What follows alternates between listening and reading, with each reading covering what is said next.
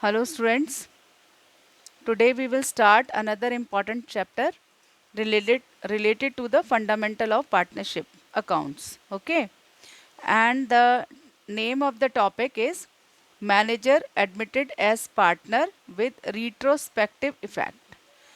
यानी जब पार्टनर कोई भी एक पर्सन है who is working as a manager, after some times existing partners they decided that manager will be continue with the partnership deed from a particular back date as a partner.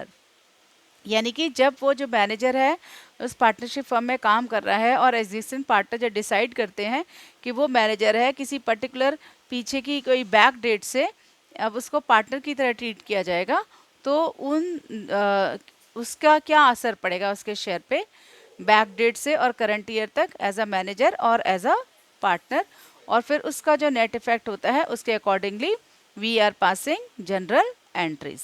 Okay, so there are two cases in this case. Manager admitted as a partner with retrospective effect. पहला case होता है bye, जो हम कर सकते हैं इस question को, वो होता है by passing separate entry for each adjustment entry. यानी कि या तो हम कर सकते हैं कि अलग सेपरेट एंट्री जो है वो पास की जाए, मतलब हर एक एंट्री के लिए जो भी एज अ पार्टनर के बनने पर उससे क्या असर पड़ता है और मैनेजर पे क्या फ़र्क पड़ता है, तो उनकी एडजस्टमेंट एंट्री करते हैं.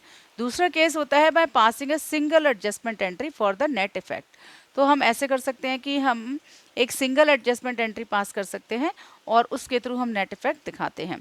अधिकतर जो क्वेश्चंस हैं जो अभी तक आए हैं वो सिर्फ इसी के थ्रू आए हैं, by passing a single adjustment entry for the effect net effect.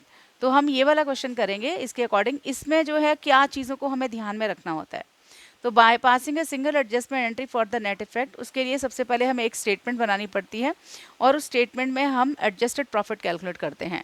तो a statement computing the net effect और can be prepare to show the adjusted profit. ठीक है, तो एक स्टेटमेंट बनाई जाती है जिस पर नेट इफेक्ट देखते हैं और उस नेट इफेक्ट के through we are calculating adjusted profit. उसके बाद हम compute the amount paid as separation to the manager.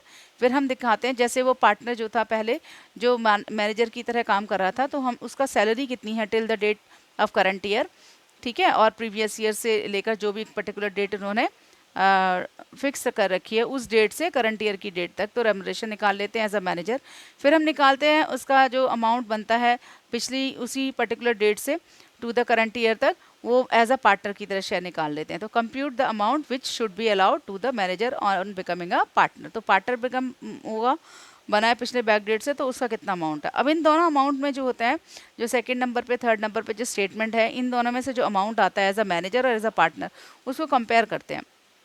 तो अगर जो पार्टनर एज अ पार्टनर की तरह अगर उसका शेयर ज़्यादा है और एज अ मैनेजर की तरह जो जो शेयर निकाला, तो उस केस में अगर रेमुनरेशन जो मैनेजर का जो है, सपोज यहाँ पर मैंने यहाँ पर पहले बताया हुआ है आपको कम का, तो अगर if manager remuneration is to manager is less than the amount paid to partner. ठीक है, यानी कि अमाउंट पेड टू जो पार्टनर है वो ज़्यादा है और रेमुनरेशन एज अ मैनेजर कम है, तो उस केस में एंट्री क्या होती है, old partners capital account debit to new partners capital account. यानी कि इस केस में न्यू पार्टनर को जितना अमाउंट ज़्यादा है मैनेजर के कंपैरिजन में, उतना अमाउंट से वो ये ओल्ड पार्टनर्स जो होते हैं उनके ओल्ड रेशो में न्यू पार्टनर को वो शेयर देंगे. ओके, दूसरा जो केस होता है वो उल्टा होता है, जब रेमुनरेशन मैनेजर का ज़्यादा निकलता है और एज अ पार्टनर जब बनाया गया तो उसका शेयर कम है, तो जितना कम है उस बैलेंस से new partner capital account debit होगा और to old partners capital account, और इन ओल्ड रेशो में ये इसको मतलब इसका अकाउंट को डेबिट करेंगे, इससे अमाउंट ले लिया जाएगा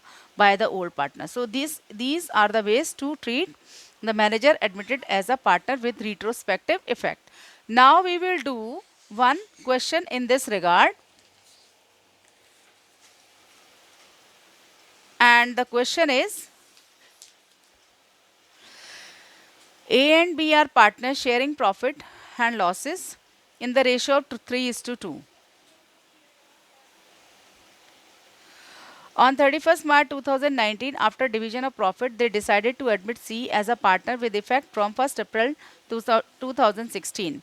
As C, a manager getting salary of rupees 50,000 per annum, he had given loan to the firm of rupees 2 lakh at the rate of 10% per annum interest thereon. During the year, the 3 financial year firm's profit after adjustment of salary to C, interest on loan and interest on capital at the rate of 6% per annum to partners were year ended 31st March 2017 को profit 4 lakh and 31st March 2018 loss rupees 2 lakh, 31st March 19 profit 6 lakh. A B year partner है, उनका profit sharing ratio 3:2 है और 31 मार्च 2019 को division profit distribute करने के बाद वो डिसाइड करते हैं कि सी को एज अ पार्टनर की तरह रखेंगे, लेकिन वो डिसाइड करते हैं उसको पार्टनर जो रखेंगे उसकी जो कैलकुलेशन होगी वो होगी 1 अप्रैल 2016 से उसको माना जाएगा पार्टनर. ठीक है. As C was a manager, जब वो मैनेजर था तो सैलरी लेता था 50,000 पर एनम और उसने फर्म को एक लोन भी दे रखा था 2 लाख रुपीज़ का, जिसके ऊपर वो 10% पर एनम के हिसाब से इंटरेस्ट लेता था. अब जो 3 फाइनेंशियल ईयर के दौरान जो है 3 फाइनेंशियल ईयर का मतलब 1 अप्रैल 2016 से लेकर 31 मार्च 2019 तक जो है उसका फाइनेंशियल ईयर जो है का जो प्रॉफिट है आफ्टर एडजस्टमेंट, क्या क्या एडजस्टमेंट किए हैं, यानी कि किस किस की एडजस्टमेंट हो चुकी है, वो है salary to C, interest on loan and interest on capital at the rate of 6% per annum to partners. तो ये सब एडजस्टमेंट करने के बाद जो प्रॉफिट आया है 31 मार्च 2017 को वो है 4 लाख और 18 को लॉस हुआ था 2018 में वो 2 लाख का और 2019 में जो है वो 6 लाख का प्रॉफिट हुआ था. तो 4 lakh, 2 lakh and 6 lakh, these were the amounts. ठीक है.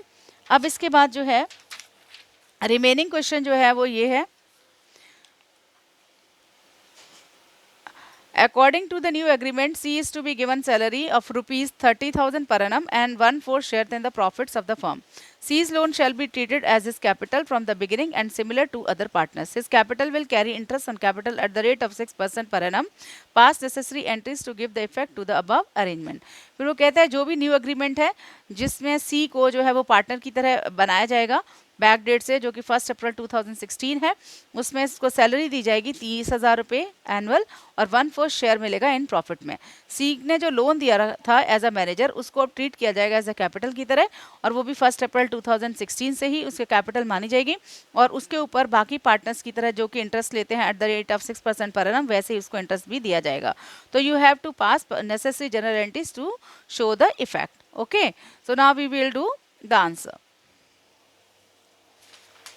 तो सबसे पहले हमें एक स्टेटमेंट बनानी पड़ेगी, जैसे कि मैंने पहले बताया था कि we have to make some adjustment statement और जिसके through we will calculate a adjusted profit. Okay, so first हम वर्किंग नोट में बनाएंगे ये. तो ईयर एंडेड हमने लिखे 3 इयर्स का हमें दे रखा है प्रॉफिट 2017, 18, 19 और ये प्रॉफिट और लॉस का कॉलम है सेकंड, जिसमें 4 लाख पहले प्रॉफिट हुआ था, 2 लाख का लॉस हुआ था और 6 लाख का फिर से प्रॉफिट हुआ था.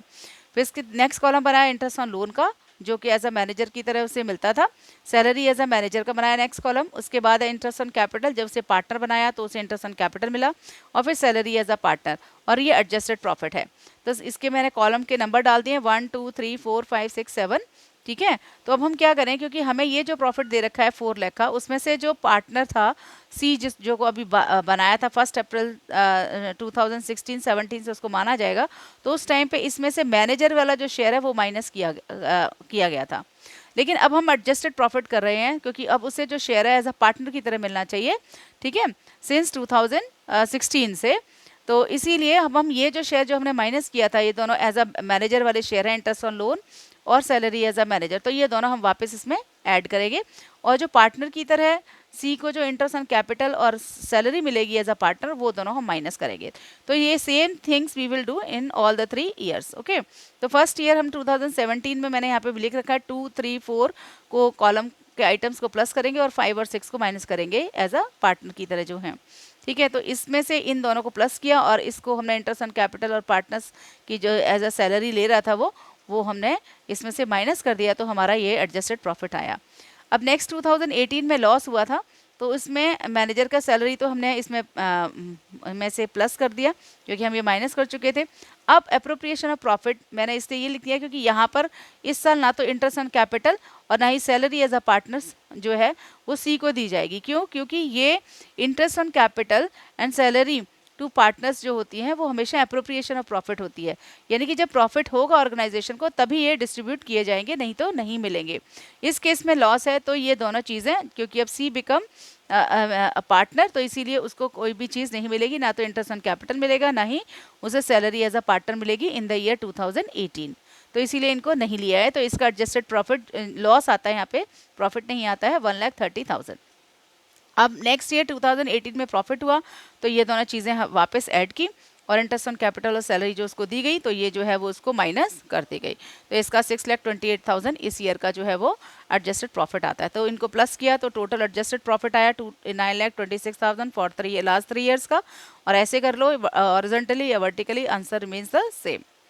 अब हम निकालेंगे नेक्स्ट स्टेप, मैंने बताया था आपको हम कैलकुलेट करेंगे ऐसा जो न्यू पार्टनर जो सी था इस क्वेश्चन में, वो पहले मैनेजर की तरह काम करता है, तो उसको हम एज अ मैनेजर शेयर निकालेंगे लास्ट 3 ईयर्स का, और हम एज अ पार्टनर भी शेयर निकालेंगे। तो पहले हमने लिखा है C share as a manager, तो मैनेजर की तरह वो इंटरेस्ट ऑन लोन लेता था, सैलरी लेता था, ठीक है। तो ये 6 लाख और 1,50,000 यहाँ पे लिख दिया interest on loan and salary as a manager 1,50,000 3 years की, ये बनती है, तो ये टोटल इधर आ गया।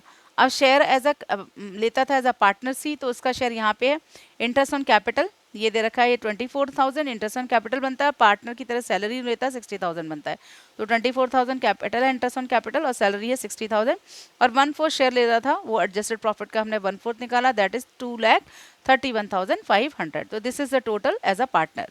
अब देखो टोटल जो है पार्टनर की तरह जब वो शेयर ले रहा है वो ज़्यादा है as compare to the manager जो शेयर ले रहा था, तो अब इन दोनों का जो डिफरेंस है तो पार्टनर का शेयर ज़्यादा है, एज अ पार्टनर उसका बनता है, मैनेजर की तरह कम बनता है, तो जितनी भी जो एक्स्ट्रा बनता है शेयर, वो जो पैसा जो है वो ओल्ड पार्टनर से ये न्यू पार्टनर जो सी है वो लेगा, और तो ओल्ड पार्टनर जो होते हैं के लिए डेफिशिएंसी होगी and they will bond that deficiency in the old ratio which is given in the question. तो यहाँ पर दे रखा है deficiency bond by A and be in the ratio of 3:2। 3:2 ratio जो है क्वेश्चन में दे ही रखी है, ये ओल्ड रेशो है, तो इस 3,15,500 में से हमने 2,10,000 माइनस कर दिया, तो हमारे पास बनता है 1,05,500। तो इसको इस 3:2 रेशो में बांटा है, तो 63,300 जो है वो ए बॉन्ड करेगा और बी जो है 42,200 बॉन्ड करेगा। तो यहाँ पर तो हमारा ये वर्किंग नोट का जो है वो काम खत्म होता है। अब मेन जो क्वेश्चन है as asked about the general entry, तो जनरल एंट्रीज हम पास करेंगे, तो वो सबसे पहले एंट्री होगी जो सी का जो लोन था 2 लाख रुपीज़ का, वो कैपिटल की तरह ट्रीट किया जाएगा, क्योंकि now she has become a partner. तो she's loan account debit 2 lakh to she's capital account, तो being the loan converted into the capital, ये एंट्री होगी फर्स्ट। सेकेंड एंट्री होगी ये जो डेफिशिएंसी जो थी ए और बी ने ओल्ड रेशो में बॉन्ड की थी उसकी एंट्री होगी, तो as capital account debit, B's capital account debit to she's capital account, ठीक है, being the deficiency bond by A and B. तो in this way the question is done. तो अगर आपको इस क्वेश्चन को ज़रूरी है पहले तो आप अंडरस्टैंड कर लीजिए अच्छी तरीके से, क्योंकि जब आप इस क्वेश्चन को अंडरस्टैंड करेंगे तभी आप इस क्वेश्चन को अच्छी तरीके से कर पाएंगे। तो इसके लिए मैं ज़रा ये आपके लिए इसकी रख देती हूँ, इसको पॉज करके जो है वो आप इसका जो है वो पहले मैं सोल्यूशन का दिखा देती हूँ, थोड़ी देर आप इसका भी जो है नोट कर सकते हैं पॉज करके सॉल्यूशन को, और इसके बाद मैं ये क्वेश्चन रख रही हूँ, ये क्वेश्चन का भी आप कॉपी कर सकते हैं।